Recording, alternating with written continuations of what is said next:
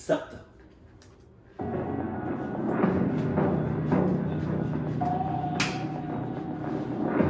Ah!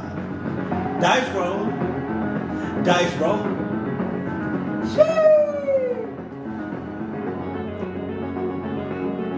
On New Year's Eve 2005, a group of teenagers in Odessa, Ukraine, headed out to find a place they could celebrate. They decided a good spot for their party would be the entrance to the very creepy and off-limits stone mines that were underneath their city. These mines are massive. We're talking over 2,500 kilometers of these hallways that go all over the place underneath Odessa and well outside of the city limits. And many of these pathways underneath the city are unmapped, they are collapsing, or they're flooded. Despite all the entrances to the stone mines being sealed off in 1917, when they permanently shut down the mines, people in Odessa are well aware that there are a number of working entrances all over the city. Over the years, a number of murderers have used the mines to hide bodies and to hide out from the law. After World War II, Nazi soldiers were brought down into the mines to be executed. And there's been at least 3 different instances of kids sneaking into the mines and then never coming out again. And so with its grisly history, parents in Odessa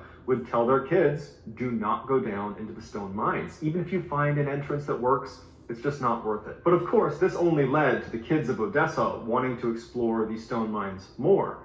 And so on this particular New Year's Eve night, this group of teenagers thought, tonight's the night we should go poke our heads in the mines. One of the teens that was part of this group was a girl named Masha, and she wasn't particularly keen on exploring the mines, but she wanted to go out and have a good time, so she tagged along with the group. You can have a good time without doing that. You can watch my videos. Just you can go outside, play hopscotch, ride a bike, skip some stones.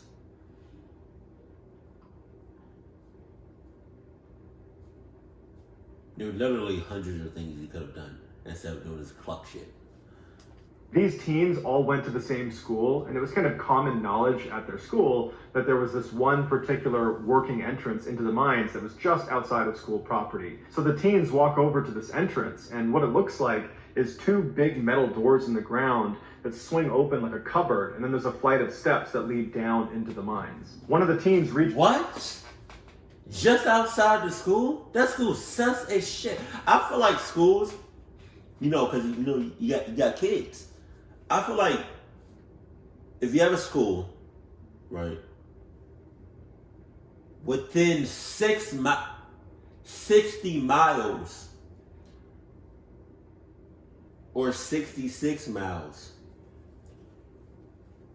within the school radius, should be like school property and have surveillance and some sort of security. Start from the school to 66 miles out, because there should be no reason why there should that mine or whatever should be right there, that close to a school. You know how many kids will go missing?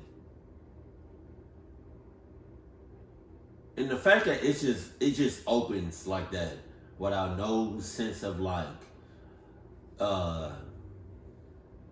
security or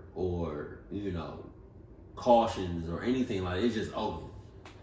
The door handle, and they turned it, and it turned, and then he yanked on it, and it opened. And so it was, in fact, a working entrance into the mine. And so they opened up both doors, and they kind of took up positions on the steps. They were not quite ready to venture down into the mines. They just wanted to have the doors open and be near the mines. And then for the next hour or two, they started drinking alcohol and having a good time, and periodically they'd get brave and they'd walk a little ways down into the mine only to turn right back around and come back to the steps. And so that's how it went for most of the night, and it seems like they were having a really good time. Later in the night, Masha was very intoxicated, and she needed to go to the bathroom, but there was nowhere to go, and so she went downstairs and walked into the mines for some privacy. After a while, her friends realized Masha wasn't with them anymore, and so someone said, oh, I heard her talking about needing to use the bathroom, and so she probably just headed home already to use her bathroom at her house. And so in their drunken state, they were like, yeah, there's no way she's down in the mine. I'm sure she's fine. And so they just leave. But Masha didn't go home. She went down into the mine where she relieved herself And then afterwards, for reasons we don't fully understand, she decided to continue to explore the mine on her own without a flashlight. Now, we need to remember that she was heavily intoxicated, so that obviously played a role in her decision-making process, but for whatever reason, she started walking into the mine, and very quickly she got turned around. These are very confusing corridors, and so presumably she started to panic and began running to get back to the entrance. But unfortunately, she ran the wrong direction, and she went farther and farther and farther away until she was several miles from the entrance. She has no food, she has no water, she has no light, she has no cell phone service. She's got no way out. The following day, Masha's friends went over to her house to check on her to make sure she got home okay. But when they talked to her family, they said, no, she hasn't come home yet. I thought she was with you. And that's when her friends explained what happened, that they thought maybe she had left, but maybe she was still inside of the stone mines. And so they called authorities, who went to the same entrance they had been at the night before, and they began looking for Masha, but it's a 2,500 kilometer stretch of area where she could be anywhere, and the authorities know that. And so very quickly, when they don't find any sign of her, they call up the search and they say, look, the only way she's getting out of here is if she finds her way out again. But unfortunately, Masha did not find her way out again. Instead, she spent 3 days wandering around these mines in total darkness until she eventually collapsed and died of dehydration. 6 months later, Masha's body would be discovered by urban explorers who had pushed several miles into one of the most unexplored sections of the mine. When she was discovered, it looked like she had been crawling on her hands and knees, giving the impression that to her very last breath, she had been desperately trying to find a way out. Fair warning, if you start looking into this story, you're almost certainly going to run into the picture of Masha after she was discovered inside of the mines. It's a very graphic picture, and there's not really any warning before you see it. So if you Google this, be prepared to see that image. Now, I want to Google it.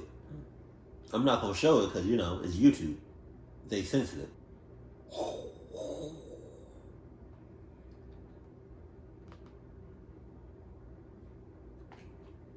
Oh my God.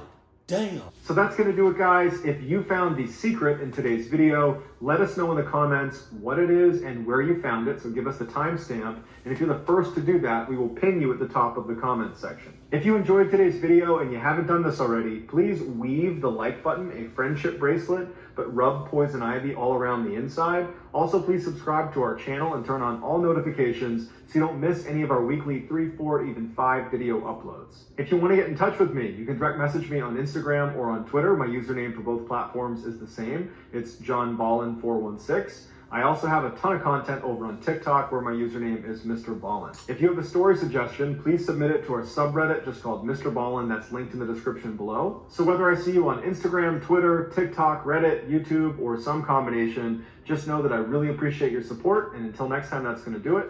See ya. That's crazy.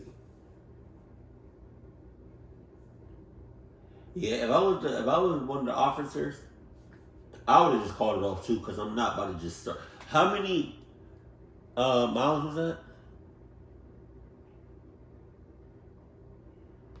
1,552. I'm not about to be searching for all that, not on foot. That's ridiculous. I'm not doing that. I would call it off too. Jesus. That's crazy.